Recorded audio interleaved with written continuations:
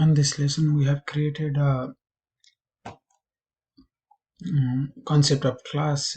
The concept of a class using the models calculator, coin, and piggy bank. We use the calculator simulator and piggy bank simulator to enter, exit, and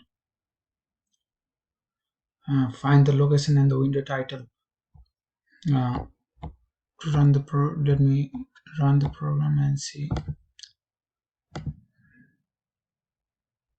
So here we have created two different simulator, one calculator simulator and another one is piggy bank simulator. On the calculator simulator,